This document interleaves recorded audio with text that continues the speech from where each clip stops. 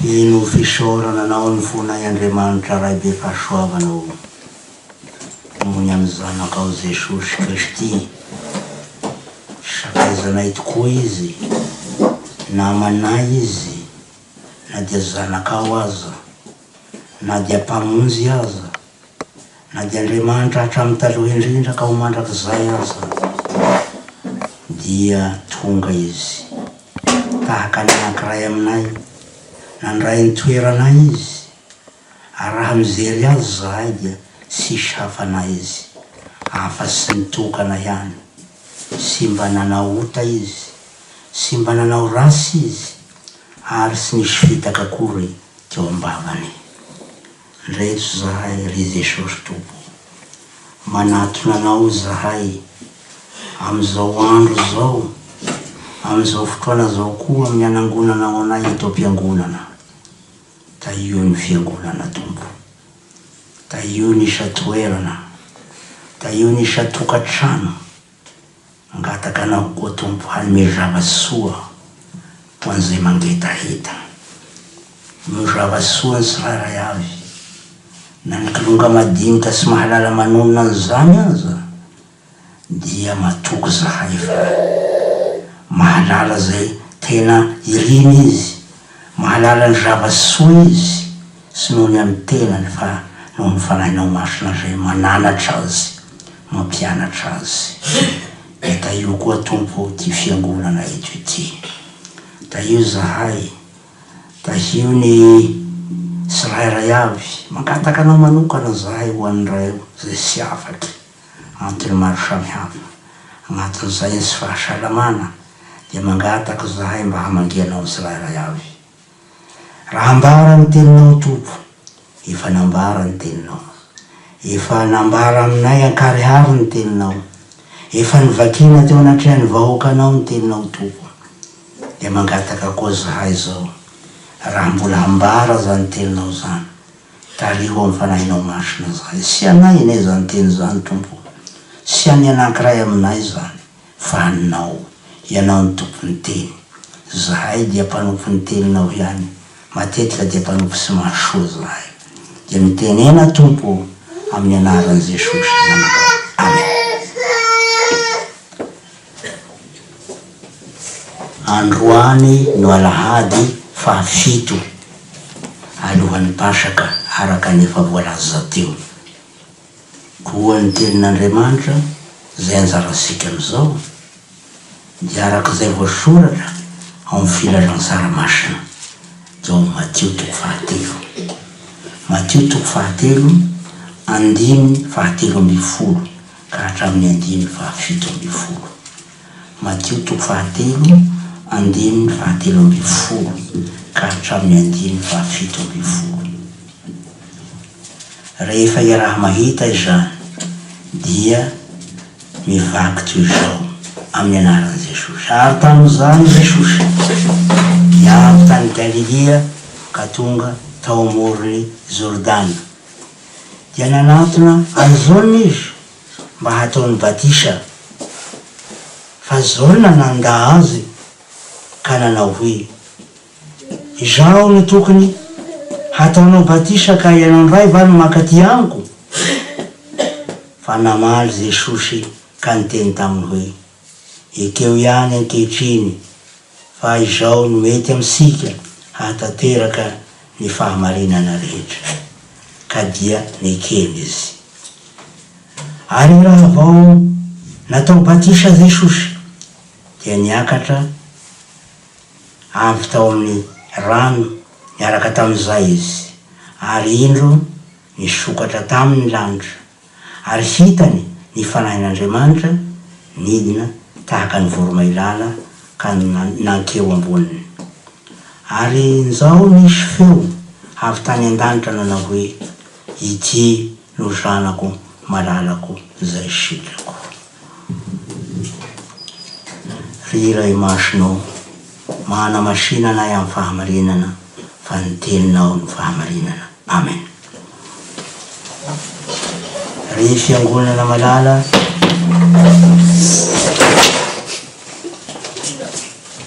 ho aminareo rehetra ny fahasoavana sy ny fiadanana avy amin'Andriamanitra raisika sy Jesosy Kristy.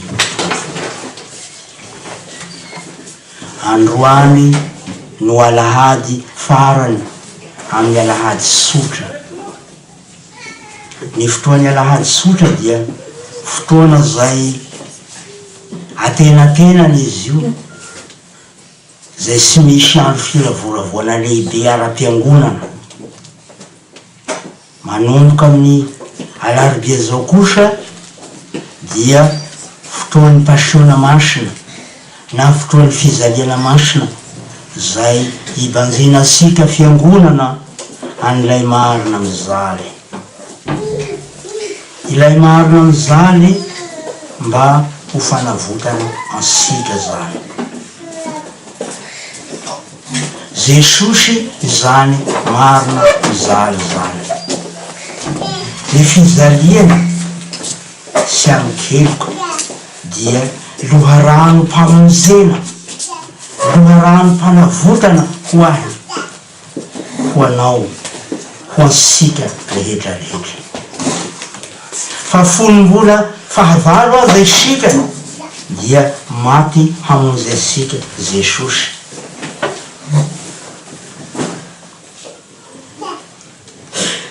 Hatramin'ny fiangonana tranainy zany, taoriana kely ny andron'ny apôstôly dia natao hoe alarobian'ny lavelona, ny alarobia zay mialoha mivantana ny Alahady faha-VII. Ninoan'ny fiangonana tranainy fa ny alarobia amin'ny isan-kerinandro dia andro zay azo lazaina hoe nanolorany Jodasy Iskariota an Jesosy tamin'ny Romanina. Ninoana fa andro alarobia zany andro zany, ka dia nandray vola sekely 3 tamin'izany fotoana zany Jodasy Iskariota mba hanolorany an Jesosy amin'ny manam-pahefana Romanina. Ka dia andro zay fibebahana, andro zay fifadiakanina tamin'izany fotoana zany, tamin'ny andro fahiny teo amin'ny fiangonana. Alarobian'ny lavelona, fietrena lalina no Toriteny lavelona zany. Vovoka sy lavelona fitenisika ihany zany. Fahasapandalina ny fahambanian'ny tena zany no ny ota. Zany no nahatonga ny olona fahiny tsy hoso lavelona, ka dia azo lazaina fa fotoam-piomanana amin'ny Pasaka ity zany dia fotoana fankalazana indrindra ny fizaliana masina, dia fizaliana zay fizaliana Jesosy Kristy ho fanavotana asika. Fitomana ho amin'ny fibebahana zany tompoko, ansoavo ho amin'ny fiovam-po zany, ho amin'ny famantarana ny sitrapon'Andriamanitra. Kanefa tsy zay ihany fa ansoavo ho amin'ny famantarana ny tena ihany koa. Mila fantarina ihany ny tena. Manahirana raha ohatra ka mahafantatra olona kanefa tsy mahafantatra ny tena loatra. Na dia tsy feno aza, na dia tsy tanteraka aza ny fahafantarantsika ny tena sika raha sy ampian'ny fanahy masina sika. Ilaina ny mamantatra ny sitrapon'Andriamanitra, kanefa ilaina koa ny mamantatra ny tena ao anatin'izany. Azo lazaina fa eo ambaravarany pasiona masina isika amin'izao fotoana zao. Eo ambaravarany pasiona masina isika, ka dia ao anatin'izany ity teny zay anjarasika ty dia manambara an'izany. Manambara fa mankalaza sahady an Jesosy ilay marina mizaly sika. Rehefa mandinika an'ity perikopa anjarasika ity dia sorona tompoko fa perikopa momba ny Epifania izy ty. Raha ny pratika ny fiangonana Tasinanana, anisan'izay ny fiangonana orthodoxe dia amin'ny Epifania no fitoriana an'ity teny ity. re ao fa ny ray any an-danitra no maneho ny tenany ao amin'ny zanany dia Jesosy Kristy. Fa nahoana ary no voalahatra ho vakina sy ho toriana eo amin'ny fotoana sikandroany zay fiomanana mipasaka sady zao ity teny ity. Kanefa texte zay natao ho toriana amin'ny epifania. Ny antony dia izao: atresika manokana ao ny fandraisan'i Jesosy ny fahambaniasika. Sy zay sara amitsika no niraisan'i Jesosy, sy mahita sara ao izy. Fa ny fahambaniasika no niraisiny. Fahambaniana noho ny inona moa izany? Fahambaniana noho ny ota. Ka nanatonany an'izao nampanao batisa hatao batisa izy. Fa inona moa nanaovana batisa an'i Jesosy? Nefa ny tenany dia sy nanao rasy sady sy nisy fitakakory teo ambavany. Nisy lehilahy anankiray nirahan'Andriamanitra. Nirahan'Andriamanitra tany an'efitry Jordany izy mba hitory fibebahana. Sy misy atakandro zany fibebahana zany. Tsy afaka mibebaka rehefa afaka herinandro na hoe afaka tapa-bolana, afaka ray volana dia mieritrereta fa tokony bebaka ianareo. Tsy zany. Fibebahana sy misy atakandro zay no nambaran'izao. Zay mibebaka dia nataony batisa tao Jordany. Zona zay atao hoe mpanao batisa no lazaina eto tompoko. Teo anatran'izany dia rehetra fa nisy lehilahy anankiray avy tany Galilea. Tonga koa izy. Ny hainy ny Toriteny zona tao anefitra izy. Jesosy zany tompoko. Toy ireo marobe zay nibebaka. Jesosy dia nanatona an'izona izy mba hataony batisa.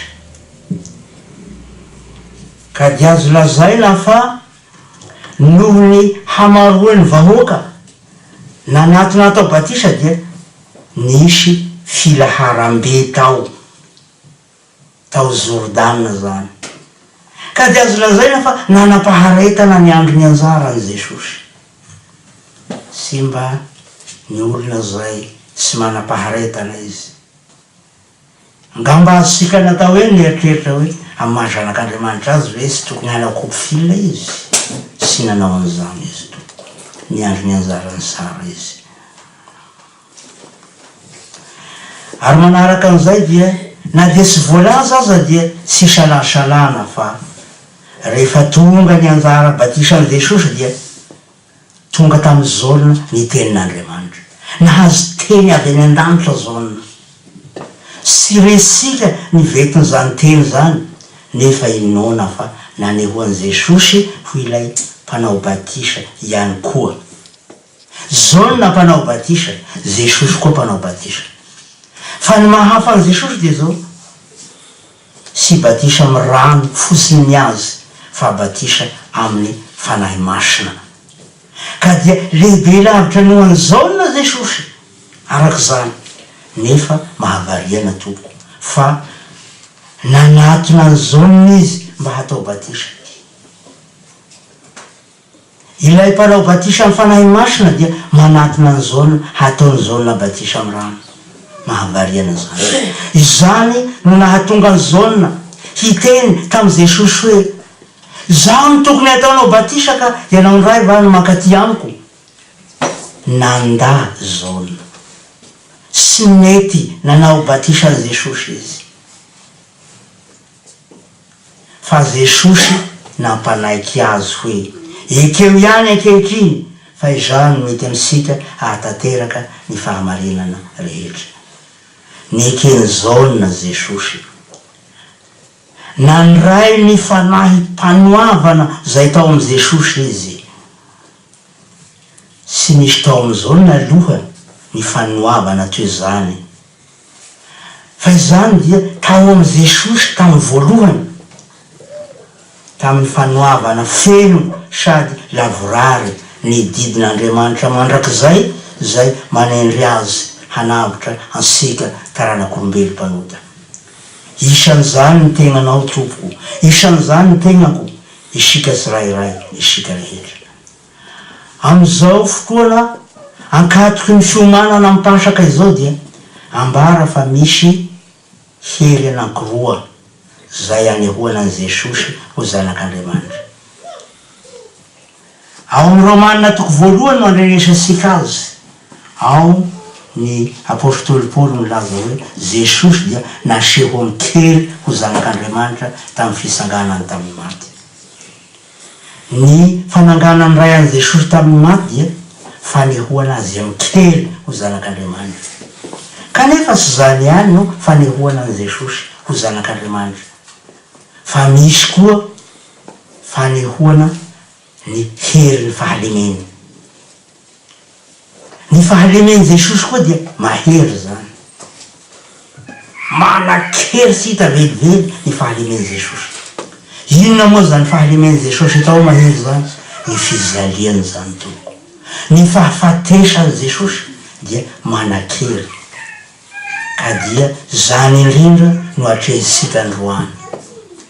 Manatrika ny fanehoana an Jesosy isika, fanehoana ny herin'ny fizaliany sy ny fahafatesany, fanehoana ny herin'ny fahalemeny indrindra no aseho eto. Ny fahalemeny Jesosy dia mahery noho ny olona. Zany ary no atrehisika eto am'izao. Rehefa nirosaka tao anaty rano ary Jesosy fa nanaiky hanao batisa azy zaona.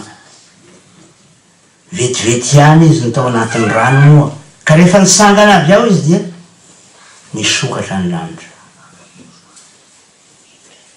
Jesosy nahita an'izany, nisokatra tamin'ny lanitra.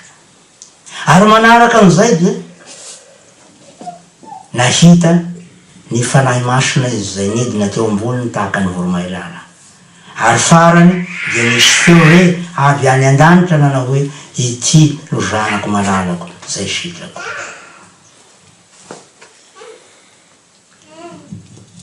Ambara tompoko fa noho ny otako, noho ny otanao, noho ny otasika dia misy tanteraka ny lanitra.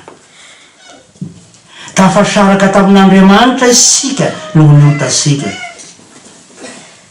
Kanefa noho ny amin'ny anankiray dia Jesosy. Noho ny amin'ny Jesosy zanak'Andriamanitra tokoa dia misokatra ny lanitra. Misokatra ho azy zany, misokatra ho anao zany, misokatra ho asika zany. Mety manontany sika, fa inona am'izay nataoko no mety hisokafany lanitra? Sa mety mba misy zavatra mahafinaritra an'Andriamanitra ihany va mitenako? Sy avy amiko zany, sy avy aminao zany toko, sy avy amin'ny anankiray amitsika zany, fa avy amin'ilay tokana dia Jesosy. Ambara am'izany fa misokatra ny varavaran'ny fanjakan'Andriamanitra, misokatra ny lanitra, vita ny fihavanana. Miravona ny fihavanan'Andriamanitra sy ny taranak'olombelona mpanota. Ny sisa atao sika dia zao miditra isika. Mila miditra satria Andriamanitra manokatra ny varavarana. Ao amin'ny zanany indrindra no isokafan'izany varavarana zany. Menoan Jesosy, manarahan Jesosy. Manaraka an'izany dia ambara koa fa Jesosy nahita ny fanahy masina nidina teo amboniny tahaka ny voromailala. Sarovasika am'izany ny tantarany Noa, zay ny Toriteny tokoa tamin'ny fotoan'andro. Kanefa tonga ny savidrano ka dia tonga ny fisaran'Andriamanitra. Izy mianakavy navotana tao anatin'izany. Kanefa tsy fantatra zay anjo na inona na inona. Ka rehefa naharitra herinandro ny savidrano dia nisy voromailala zany tao aminy, nanangona ny karazam-biby rehetra Noa, ka dia navoaka ny voromailala. mba hisapana ny halaliny rano. Navoaka voalohany zany dia sy mitondra na inona lay voromailala moa fa niverina izy dia niraisina ihany. Fa navoaka koa ny manaraka an'izay dia nitondra ahy maiso izy. Midika zany fa tena ritra ny rano. Ka dia azo noa mianakavy natao ny niverina hikarakara ny fiainana andavanandro ambonin'ny tany zay nisy azy. Ny voromailala dia tsy mpamonjy, fa Andriamanitra ny mpamonjy. Fa ny voromailala kosa dia famantarana ny asan'Andriamanitra mamonjy. Andriamanitra mamindra fo. Fa eto zany tompoko, ny voromailala dia manondro indrindra ny fanahy masina zany. Jesosy io no hamonjen'Andriamanitra asika. Io no azo lazaina hoe samby fiaran'Andriamanitra zay hamonjen'Andriamanitra ny olona mba sy ho fefika, mba sy ho very, mba sy ho faty. Ka dia ny samby fiara Jesosy zany, izy ny tena famonjena asika. Ny voromailala zany dia ny fanahy masina indrindra zay manondro an' Jesosy ho ilay mpamonjy. Jesosy no mpamonjy, sy misy hafa. Izy no mpamonjy tompoko. Azo lazaina fa ny fanahy masina dia mpanazava. Fa ny tena mazava zany dia ny tenin'Andriamanitra, ary ny fanahy masina dia miasa amin'ny tenin'Andriamanitra. Alahady mitondra ziro na alina na andro. Mitovy ihany ny andro sy ny alina rehefa tsy manana ziro sika. Mila manana ziro sika. Ny tenin' Jesosy ny ziro, ny tenin'Andriamanitra ny ziro. Eto ny zironao. Ny fanahy masina zany dia mitarika asika ho am' Jesosy. Ny zavatra fahatelo lazaina kosa dia Jesosy zany. Jesosy no ilay zanak'Andriamanitra. Sy zao no nanambara zany. Sy mba nindrana ny vavany mpaminany Andriamanitra. Sy mba nindrana ny vavany zao nampanao batisa Andriamanitra tahaka ny fanaony tamin'ny testamenta taloha. Izy tenany no refeo avy tao amin'ny rahona. Lana hoe ty no zanako malalako zay sitrako. Jesosy no zanak'Andriamanitra. Izy no mpamonjy. Sy misy famonjena amin'ny hafa. Zay mangetaeta famonjena manatona an' Jesosy.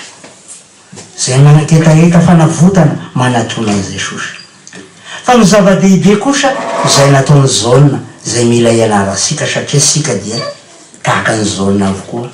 Sika sy mpamonjy fa olombonjena. Zaona dia olombonjena izy, mpanompo izy.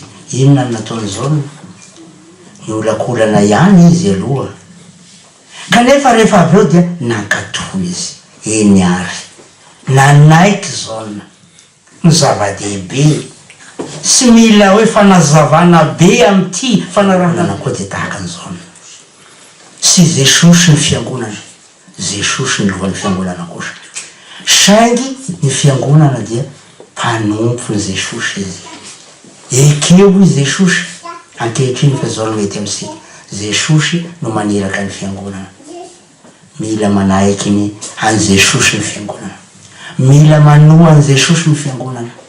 Mila mihay miteny Jesosy ny fiangonana. Ao ny anivozan'ny heriny ao. Raha misy fiangonana matanjaka, sika zao dia efa am'taona 2000 mahery, ka sy atao hoe amin'ny fiangonana matanjaka amin'ny taona inona.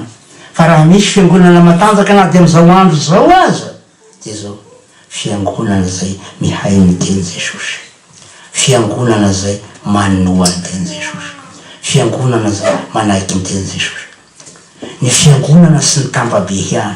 Ny fiangonana dia ny sirairay koa dia fiangonana. Ny isam-pianakaviana koa dia isan'ny fiangonana.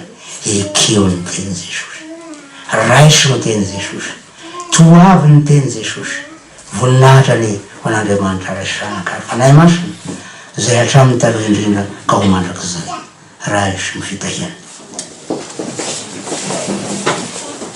Ho aminareo rehetra ny fahasoavan'i Jesosy tompo, ny fitiavan'Andriamanitra ray, ary ny firaisana fanahy masina hatramin'izao ka ho mandrak'izay. Amen.